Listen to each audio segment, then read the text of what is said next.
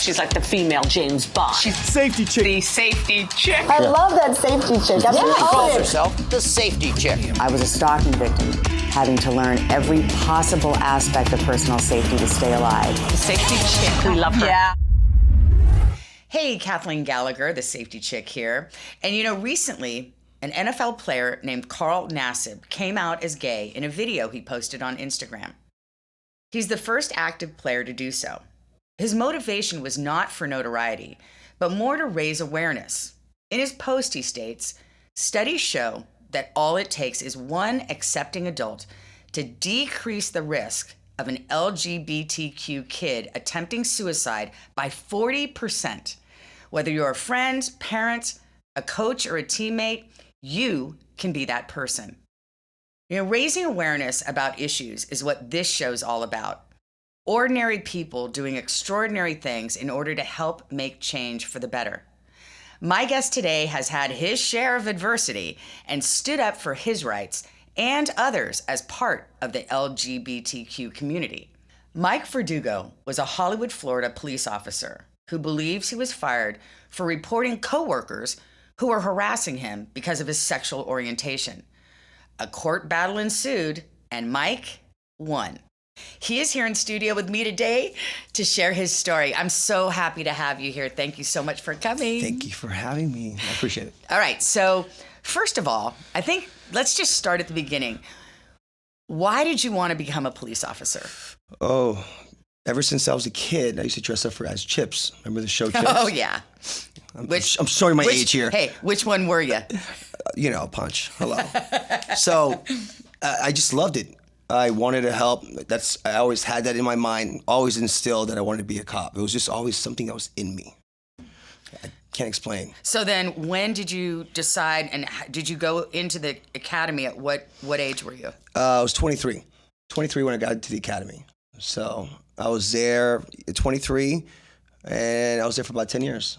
Where were you hired at originally into Hollywood, Florida? So originally I was hired with Lauderhill Police Department, and I was there for about 2 years. Lauderhill's a smaller city in Broward County. So I was there for about 2 years, and then it's a small department. So I wanted to go to a bigger department where I can grow and excel and move to different departments. So that's why I picked Hollywood. And then what year did you get with Hollywood? 2001. Wow, okay. And so over the course of time with the Hollywood Police Department, you became a SWAT Correct. officer. Yes, I was on SWAT for about 2.5 years. I was really able to excel at the Beach Patrol for about 2.5 years. Then I got on SWAT. And then I was actually undercover. I don't know if you know, I was undercover for the last 3 years. The last 3 years I was undercover. So it was amazing. I had a lot of, majority of my cases were out of state. So I was in money laundering. Were you teamed up with like a task force? Correct, yep. I was in a task force out of Miami. With just with FBI, with everybody? So we had 17 agencies in that task force. FBI, DEA, ICE, all of us. So it was a bunch of us. And again, I was the cousin of one of the big drug lords, and I would go pick up money for him in different states. Whoa. It was interesting. Wow. And so how many years did you do that? About almost 3. Almost 3 years. Okay, so, moving forward, so how many years is this now that have gone by where you're working and loving life, really doing the work and enjoying the work and embedded with the department and, So, I was right towards the end. I was with Hollywood for almost 8 years because I was with Lauderhill for 2, so I was there for almost 8 years. And then at what point did things kind of start to go south, so to speak? So I dated someone that was on the police force. So we weren't out. But you were not out? We were not out. But, so again, I was never in. How would you say? Yeah, exactly. I was never in. I've never come out to anyone. That's my biggest thing. I'm like, I am who I am. If people ask, yeah, or they hear from someone else. But I was never, I didn't have to come out to anybody. So, but he had never been with any guy. And we went to the academy together. And he went his way, I went my way. And when I got to Hollywood, because he was a cop in Hollywood, I called him first and said, "How's Hollywood? I'm looking to get hired somewhere else." He said, "I should come here." So I had no idea that he was gay. He just was in the closet. So we ended up dating. People found out. And that's when you hear the little remarks here and there. because we were dating a coworker. So yeah. So what? Were there any other gay men in the that you know of? Let's be honest. Well, no, I found stuff out later on by other people. But again, I'm not gonna put their stuff out there. Right. No, we're the only out ones. Yeah. And how were you outed? It was a dispute I had with one of my exes that came along, and he kind of outed me at the department. So the whole thing transitioned, and I was outed in a sense where everybody knew. But again, and it was never hiding. Right. Yeah. So was it from there? Once you were outed, officers that you worked with that you knew that were friends, did anybody change their attitude towards you? Honestly, not really. It was only, I gotta say, it was only a handful of people, and it was more of the admins, the administration, and it was a particular sergeant that had an issue with me. The other people, I gotta say, were pretty cool. All the people I had were always, around me, were always cool. I never heard anything or to my face, obviously. But everyone was pretty cool. It was that one sergeant that I had an issue with, that when it went all the way up to where it went to, he actually got sent to sensitivity training. That was his. Oh God, I've had shows on sexual harassment training and all that, and we talk about all that training. You know what I mean? And it's it actually in the studies that we were doing on sexual harassment in the workplace and the training was setting people back, believe it or not, because it put people that were going through the training on the defense and making them feel like get a chip on their shoulder and not really, it's doing the opposite of what it's supposed to be doing, right? And you feel so alone because, so the first thing you do, the first thing that's said, they're not supposed to take you out of the unit you're in. If you go ahead and you make the accusation, you go through the chains, you go to the chief, or you go to City Hall, which what I did.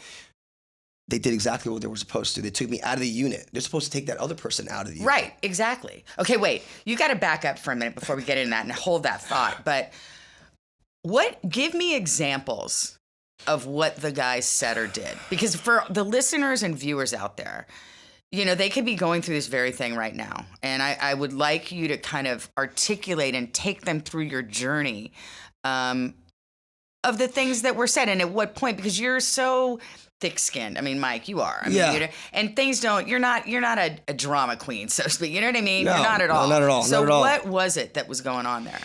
It was off remarks that he would tell me in the office of just him and I. We're in the office, and he was my sergeant at the time. And it was these just bizarre comments he would tell me that. Were they sexual comments? Yeah, it was just about me and my boyfriend at the time. Like, he would just make fun of us. It was making fun of us, you know what I mean? Mm-hmm. And kind of just belittling me all the time. So I got to a certain point, which really sucked. Did he use names? No. Call you names? Or just innuendos? No, innuendos. That's why, he knew the line. He knew, you know what I mean? He knew. He was a smart guy. Right. But it was still making you feel, look, in your gut and your core, you're not an idiot. You understand what's going on. And I can take a lot. I don't, shit rolls off me, you know what I mean? I don't care. So, it got to that point where I really felt like, man, I got to say something. This is this gone too far. Right. And, in a sense, I would never have done that, but unless I felt. Okay, so who did you first say something to? So I try to keep it, this is the crazy part of it. I try to keep it, so I was in the task force, and I try to keep it within the task force. I didn't want to go to the police department just yet. My police department, I kept it within the task force. So was he your sergeant in the task force? Was he? But he's also he was also from my state police Hollywood. department. Okay, got it. So crazy enough, at that time, the head of that task force was also gay. So then he couldn't look like he was backing me up. So he played the reverse. And it was really so then I went to City Hall and I filed the EEOC complaint. Well, that was just they're supposed to have your back in a sense and not say anything was going on. Well, everyone knew. I'm just so at that point, I'm wow, there's really no one to turn to. That's the problem. And that is, there is protocol. That is why people. They don't say anything for that reason. You shut your mouth. Yes. Rape, sexual harassment, women, it's terrible. Yep. It's ridiculous. And it's just, it's got to stop. We have protocols in place for a reason. Millions of dollars have been spent on trying to, put together through HR all these programs. Well, shut the hell up and do your job. Yep. I mean, it's ridiculous. So you went to City Hall. That backfired. Correct. So, again, I was taken out of the unit. I was put back on the road. So, which I was fine. But, I mean, I knew they were going against everything that they were supposed to. And they just, again, they left him where he was at, his cushy job, you know what I mean? They left him there, and they pulled me out. Did you ever have any interaction with him after?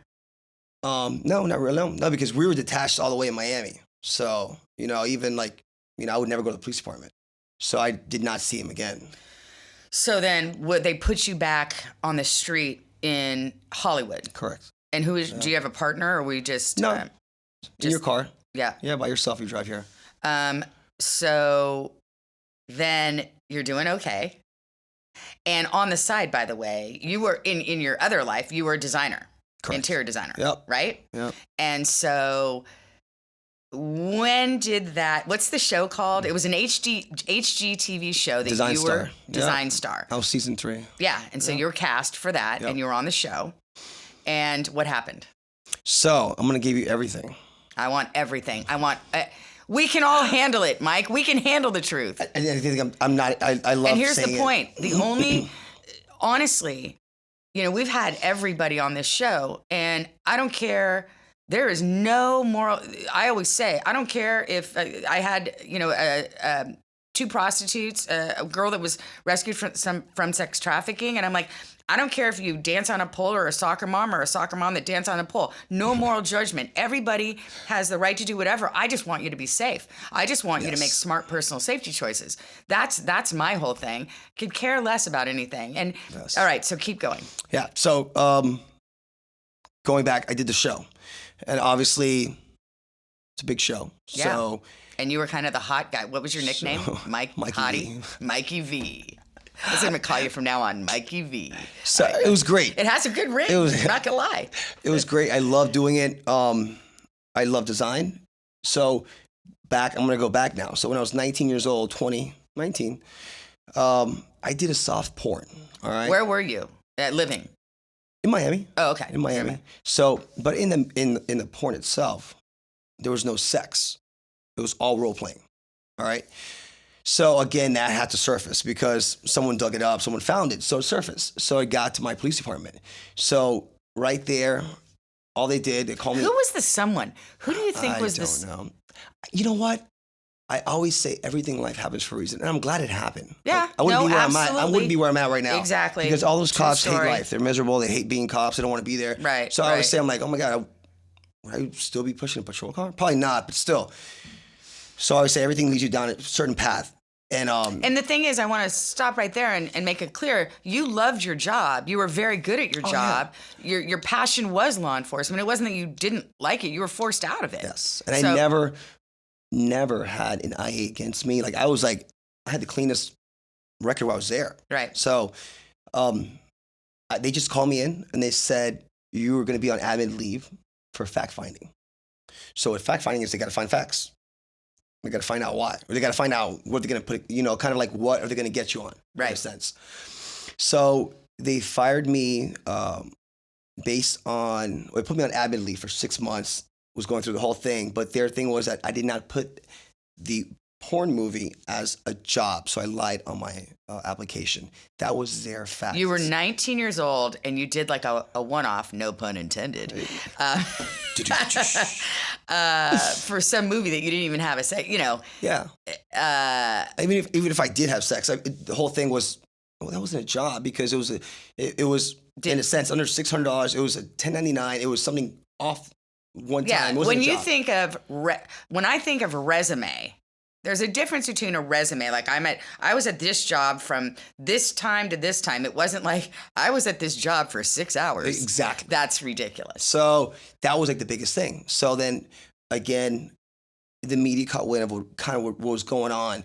And like 1 week alone, I did over 30-something stories. I mean, this story went interviews. How did it go viral?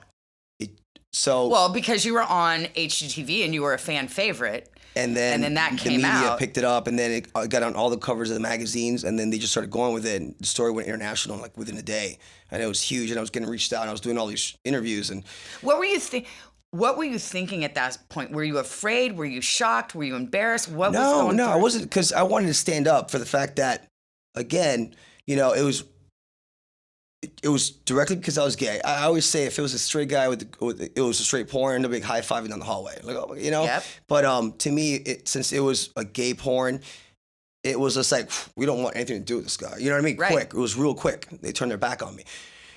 So that's kind of like, I'm like, if I was embarrassed, I wouldn't have done all those interviews. I mean, I did all those interviews, telephone, you name it, everywhere, media. You did the circuit. Everything, the whole circuit. So I just wanted to get my, Your side of the story. yeah, out there. And then in that, and that kind of like led into, 29 states, you could be fired for just being gay. So it was like, it's called the ENDA rule, you know what I mean? Employment Non-Discrimination Act. So it was like, now I'm fighting for that. So other states can have it, because we don't have it. So they could just say, hey. How long ago was this? They don't have it now? They don't have it now still. Are you kidding me? Over 20-something states still don't have it. Okay, we have to do more on this. Yeah, it's called ENDA. That's insane. So yeah, they try to pass a bill. The bill's been on the table so long. They keep, they don't. Well, but do they already have, like, within HR, within discrimination, with all the laws that are out now, are they saying that that's already pretty much covered under the whole blanket of firing for discrimination for, all of It's that? a fine line. Again, You know what we're gonna do? We're gonna get like a lawyer on here, somebody that would represent that and be able to articulate it, and then you and I are gonna hammer him. I would love that. Yeah, let's do it. Yeah, because- and maybe we'll even get a politician. wow. Yeah. All right. We got things to do. All right, keep going. So again, I did the circuit. I did everything. I said my story, and they stood by me. It was crazy how much support. It was crazy. All the support that I got. From the public. Public, yeah. It was, yeah.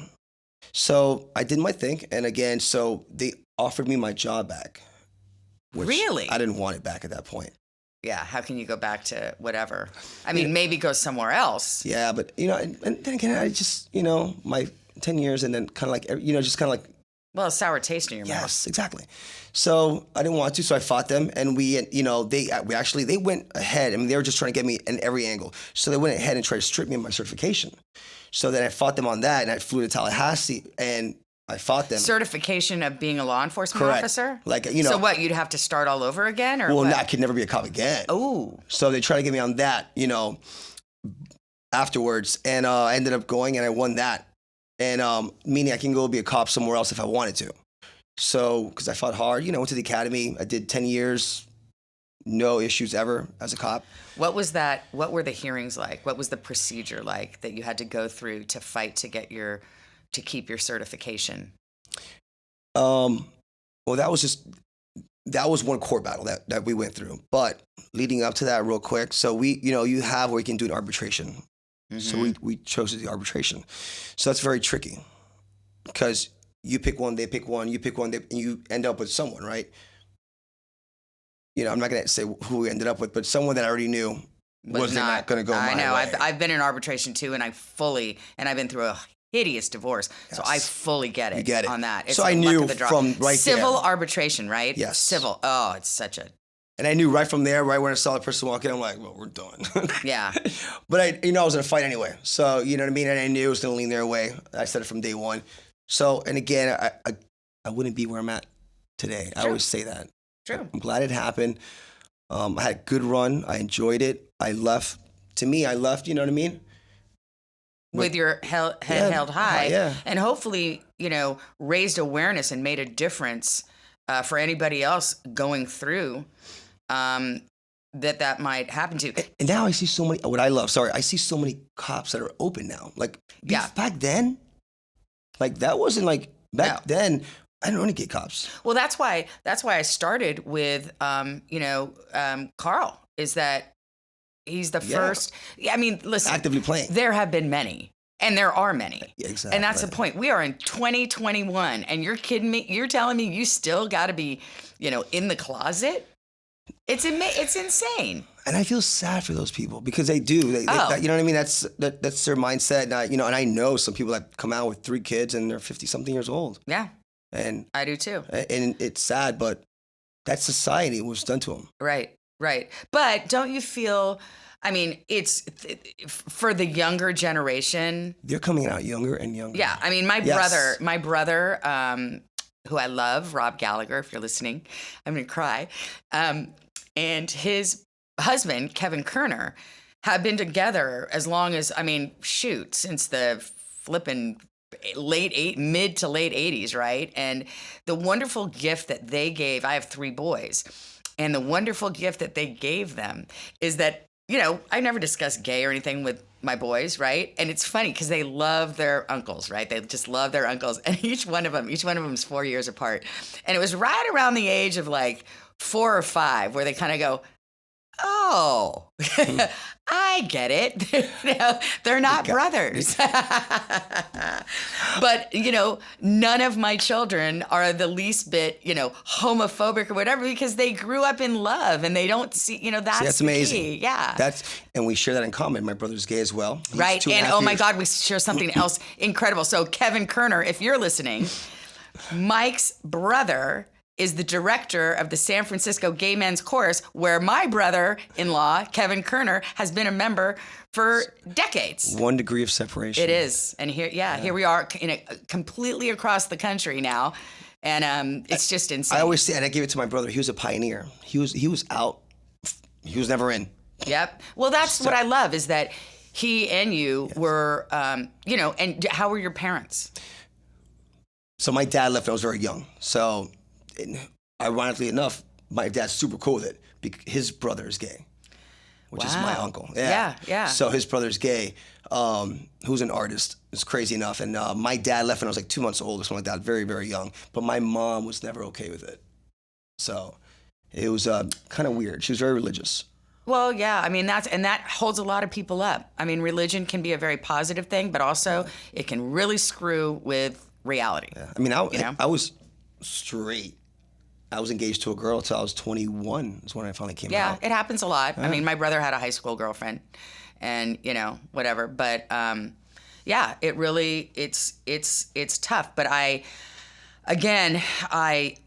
feel and I hope that for, with all the education and all the programs and the accepting of society, like I'm saying, my children don't look twice at anybody that is of a different sexual orientation. They could care less, and I strongly believe that more young people are like that than what our generation went through. Absolutely. Yeah, it's changed. And I love to see that. Yeah, absolutely.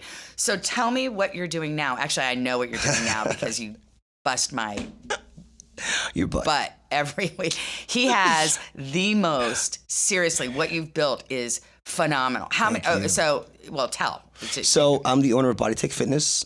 We have several locations throughout South Florida. I joke because I always say I was ADD, so I can never just do one thing. So that's why I love HIIT training. Oh my God. I do too. You know how it is. We're quick. We got. And I'm always. He's so like, oh my God. I feel like I'm on crack when I'm doing it. He's like, next, and you're going. And I just get down doing the chest press thing. And I get up. I'm like, Jesus. At my age, it takes the hardest part of the workout is getting up and down, getting up off the mat. You're killing me. It's mostly confusion. It's the best. So really I love doing it. So when did you? Because all right. So you came out. Let's just finish up with you came out of that experience. Correct. And then what did you do? I always had I used to own a home staging company, which is / interior design. So I did that for a while I was a cop as well. And then I started doing these kind of boot camps, I would say, out of my garage, just with friends. That's just how BodyTek was born. And 5 months into it, I would have 30, 40, 50 cars around my block. Wow. I lived in a cul-de-sac. So at this point, like, everyone's like, well, you need to find a space. And I'm like, at that point, I'm like, this is like for friends. I'm just doing friends, hanging out, we're doing classes. So I'm like, all right, I'm going to get a space in Davie, little warehouse. I'm going to do it. And Davie we blew up so fast. And then I got Wilton 2 months later. And then I opened up a Wynwood location 2 years later. And then it just kept growing and franchising in San Antonio. Then we kept growing. And took a life of its own. It really did. So how many? I know that you had to close some because of Yes. COVID. We ended up closing 2 of our studios because of COVID. So we have 4 franchises, and we have our 2 corporate that we own in Davie, and we own one in Wilton Manors. We had to close our 2 Boca and our Wynwood locations because of COVID.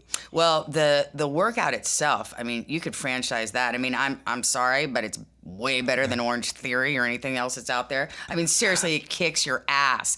But it's, oh my God, it's like going to the nightclub. You guys have the best music. It's a party with weights. It's a party. It totally is a party with weights. Exactly. And cardio and everything. And so. I would say cardio's included. We sneak it in because everybody hates cardio. You don't have to be on a treadmill for half an hour. But you know, I got to tell you, you do just enough because I freaking hate cardio. I too. But you do just enough to make me not hate it. Yes, we sneak it in. And you sneak it in. You do sneak it in. And I have to, every time I go in there, I do strategy.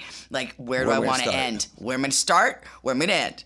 And anyway. So, all right, circling back around. And I just love this entire story because, again, it's a story of tenacity, perseverance, and belief in yourself.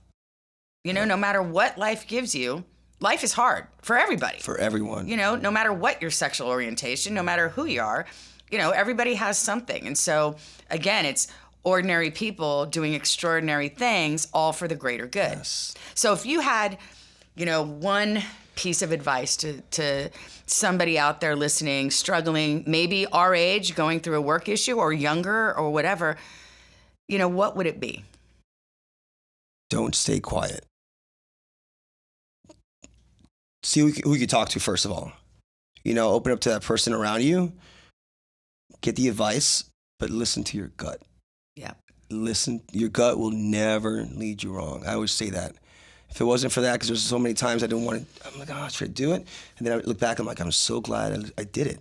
Well, I'm going to read what I took out of an article that your quote, because this is, you said, I'm fighting for rights, not just for myself, but for millions of Americans who have to fight against discrimination. Yep. And that says it all. Thank you so much Thank for you being for here in having me. studio with me today. I'm going to come tomorrow, and you better not kick my butt. Can't promise that. Okay. Thanks, Mike. Thank you. All right. Bye. So as we do on the show, you know, the safety chick rules. And so for this one, I just want to say, if you or someone you know in the LGBTQ community is struggling or contemplating suicide, please contact the amazing nonprofit, the Trevor Project. They provide crisis intervention and suicide prevention services to the LGBTQ community.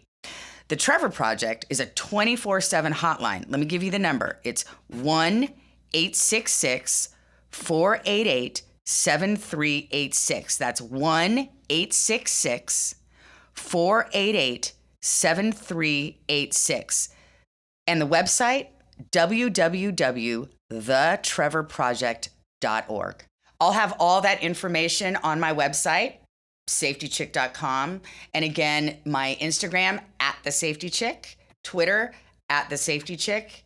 And just remember, if you have any questions, any issues, anything you want me to discuss, reach out to me on any of those channels. Keep the great messages coming. Until next time. She's like the female James Bond. She's safety chick. The safety chick. I love that safety chick. I mean, She calls own it. herself the safety chick. I was a stalking victim, having to learn every possible aspect of personal safety to stay alive. The safety chick. We love her. Yeah.